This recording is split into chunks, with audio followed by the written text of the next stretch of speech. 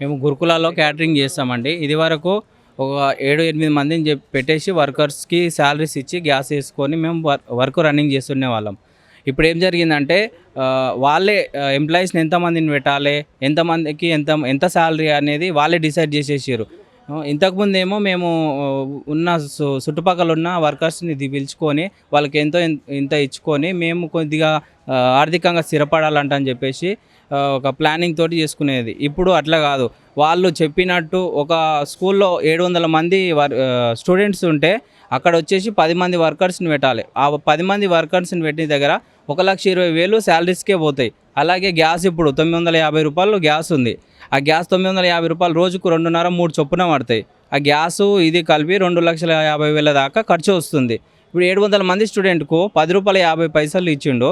దాదాపు అది 2,50,000కు ఈక్వల్ అవుతుంది. దానికి దీనికి సమానంగా ఉంది. గ్యాసులు మాత్రమే మేము ఇప్పియాలి. శాలరీస్ మాత్రము వాళ్ళు గవర్నమెంట్ నుంచి డైరెక్ట్ ప్రిన్సిపల్ అకౌంట్ నుంచి వర్కర్స్కి వేయడం జరుగుతుంది. అలాంటప్పుడు మమ్మల్ని తీసుకోవడం ఎందుకు, గ్యాస్ వేయించుకొని వాళ్ళు వర్క్ చేసుకోవడం ఎందుకు?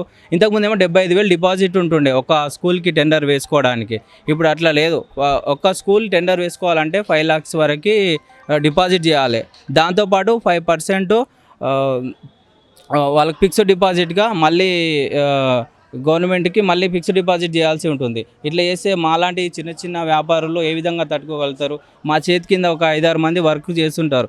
ఈ దాదాపు మన రాష్ట్ర వ్యాప్తంగా 1,023 స్కూళ్ళు ఉన్నాయి. ఈ స్కూల్ మొత్తంలో ఉన్న చిరు వ్యాపారులు వర్కర్స్ కానీ ఎట్లా బతుకుతారంటే అని చెప్పేసి ఇది మీ దృష్టికి తీసుకెళ్తున్నాను.